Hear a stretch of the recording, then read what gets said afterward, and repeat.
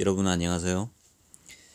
이 시간은 금리 인하와 부동산 대비책 팔 것인가 살 것인가 라는 강의 제목입니다. 이 주제는 참 민감한 문제죠. 많은 분들이 처한 입장과 상황에 따라서 각자가 취해야 할 행동 계획이 다 다를 수 있기 때문입니다. 제가 모든 분들의 상황에 맞추어 말씀을 드릴 수 없다는 점 미리 양해를 구하면서 강의를 시작하도록 하겠습니다. 결론부터 말씀드리자면 어떤 분들은 부동산을 파는 게 맞고요. 어떤 분들은 부동산을 사는 게 맞습니다.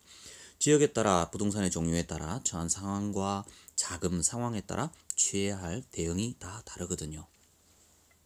예를 들어서 서울 강남의 아파트를 갖고 계신 분과 경기도의 땅을 갖고 계신 분은 입장이 완전히 다를 수밖에 없는 거죠. 또는 부산에 투자 차원에서 경매로 소형 아파트를 낙찰받은 분과 울산에서 아들 장가를 보내기 위해 아파트를 하나 더 가지고 계신 분 등등 상황은 정말 다양할 겁니다. 대학을 졸업하고 이제 직장 생활을 시작하면서 결혼을 준비하는 젊은 커플들은 오피스텔을 사야 할지 빌라를 사야 할지 아니면 좀 무리를 해서라도 소형 아파트를 사야 할지 매수하는 건 싫어서 아예 전세를 들어가려고 고민하는 분들도 계시겠죠. 그렇기 때문에 이번에 가능성이 높아진 금리 인하와 추경 예산 그리고 내년 500조가 넘는 슈퍼 예산을 바라보면서 다들 저마다의 이익과 손실을 따지는 것은 지극히 당연하고 자연스러운 것일 겁니다. 제가 한 가지 분명히 말씀드릴 수 있는 것은요.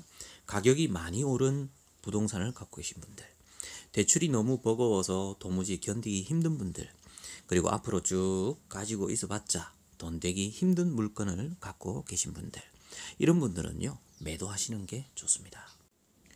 한편 공급 과잉으로 인해 5년에서 10년 가까이 전혀 가격이 오르지 않은 신도시 지역에 사는 분들, 결혼도 하고 자녀도 있고 수입도 제법 괜찮은데 아직 전세로 사시면서 내 집 마련을 미루고 계신 분들, 퇴직 이후에 월세 수익을 생각하면서 소형 아파트나 오피스텔 매입을 고려하시는 분들, 이런 분들은요 매수를 하시는 게 좋습니다. 솔직히 이번에 금리 인하가 되든 안 되든 정부는 돈을 풀기로 작심을 한 것 같습니다. 내년 총선과 다음 대선을 생각해서라도 가만히 있을 수가 없겠죠. 물론 부동산 쪽으로는 자금이 흘러들어가지 않도록 온갖 규제책을 만들어 놔가지고 이 부동산 가격 상승에는 직접적인 영향을 못 줄 수도 있습니다. 하지만 돈이 돌기 시작하고 거래가 조금씩 회복되면 사람들의 심리가 살아나거든요. 이게 중요합니다. 금리 인하, 추경 예산, 지역 화폐 등등 이 돈 풀기가 본격화되면요. 소비 심리와 투자 심리가 살아나게 되어 있습니다. 요즘 강남 쪽에 부동산이 다시 꿈틀거리기 시작했다는 건 다들 아실 테고요. 혹시 최근에 중국 베이징의 집값이 다시 상승세로 돌아섰다는 소식은 들어보셨나요? 2017년 봄에 고점을 찍고 횡보 중이던 베이징의 부동산 가격이 6월에 들어서면서 5.67%나 상승 중입니다. 중국도 지금 경기 부양을 위해서 돈을 엄청나게 풀고 있거든요. 자, 지금 보시는 이 자료는 바로 베이징의 2월달 가격인데요.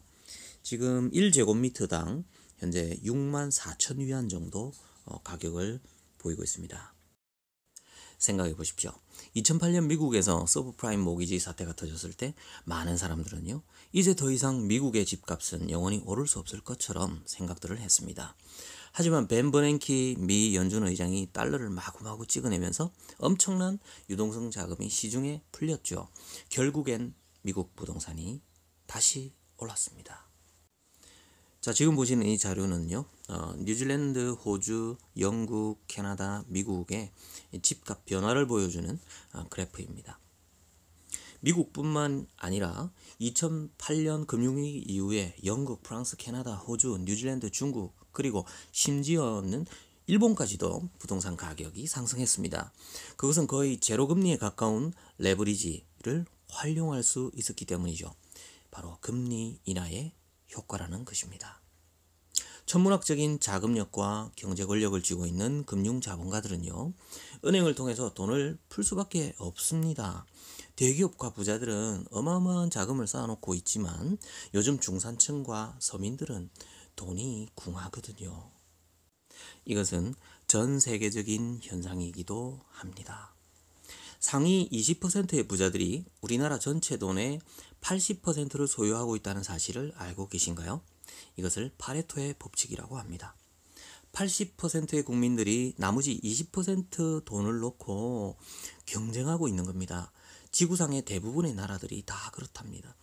이렇게 경제적 양극화가 심하니까요. 다수의 국민들을 위해서 대부분의 국가들의 정부에서는 인위적으로 돈을 풀려고 하는 겁니다. 이렇게 돈을 많이 풀다 보면 화폐 가치가 하락한다는 상식은 누구나 다 알죠. 그래서 제가 정말 드리고 싶은 말씀은요.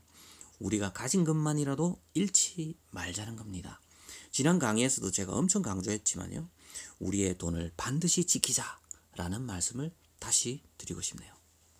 제가 유튜브 강의를 하는 이유도 이러한 제 생각과 경험을 공유하고 싶어서입니다. 조금 더 솔직히 말씀드리면요. 이제 당분간 우리나라에서는 부동산으로 큰 돈을 벌기는 힘든 시점에 왔다고 봅니다. 다만 부동산을 소유함으로써 인플레이션과 화폐 가치의 하락에 대응할 수 있다는 점, 이건 대단히 중요합니다. 이게 무슨 말인지 실감이 별로 안 나시나요? 한국과는 상황과 시점이 많이 다르지만 제가 중국의 사례를 하나 들려드릴게요. 화폐 가치의 하락을 실감하실 겁니다. 2008년 미국발 금융위기는 상하이 지역 부동산에도 충격을 줬습니다. 그 당시에 1, 2년 정도 하락기가 왔었죠. 이때 상하이에서 보유 중이던 아파트를 팔았던 사람들이 있었습니다. 금융위기의 공포에 질려서 현금을 안전한 은행에 넣었던 것이죠.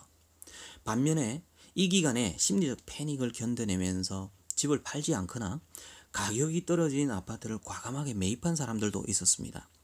그리고 10년의 시간이 지났습니다. 2017년 상하이의 아파트 가격이 몇 배나 상승했는지 아십니까?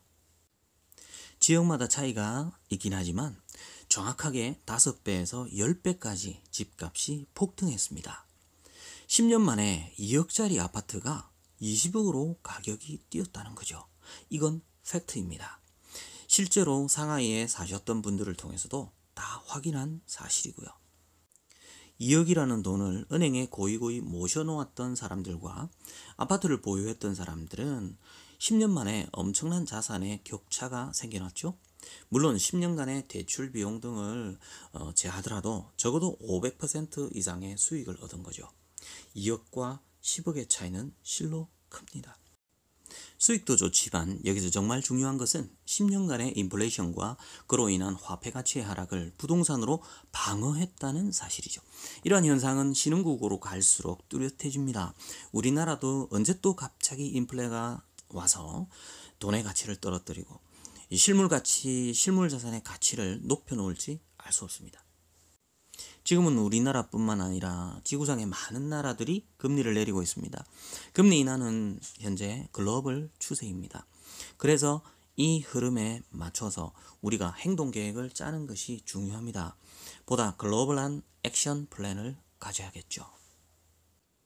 지금 여러분의 통장에 현금 10억이 있다고 상상해 보십시오. 상상만 해도 좀 행복하시죠?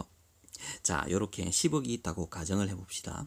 10년 동안 보유를 해야 하고 단 한 가지 종목만 선택을 하실 수 있다면 여러분은 어디에 투자를 하시겠습니까? 아파트, 상가, 땅, 금, 달러, 주식 아니면 현금 홀딩? 아무데도 투자 안 하고 그냥 현금을 딱 가지고 있다는 거죠. 그리고 한국, 미국, 일본, 유럽, 동남아 지역을 선택하셔야 한다면 어디를 선택하시겠습니까? 이것은 아주 중요한 결정이죠. 사람들마다 자신의 종잣돈의 크기는 다 다르겠지만 지금 내가 어떤 선택을 하느냐에 따라서 10년 후에 우리의 자산은 전혀 다른 결과들로 나타날 것이니까요. 여러분, 저와 함께 이 어려운 선택의 고민을 같이 나누고 공부하면서 지혜를 모아가는 것은 어떨까요? 이번 시간도 제 강의를 끝까지 들어주셔서 너무나도 감사합니다. 이번 강의가 조금이라도 도움이 되셨다면 좋아요 부탁드리고요. 다음도 이어질 계속될 강의를 듣기를 원하시는 분들은 구독 버튼 눌러주시면 되겠습니다. 그럼 다음 시간에 뵙겠습니다. 감사합니다.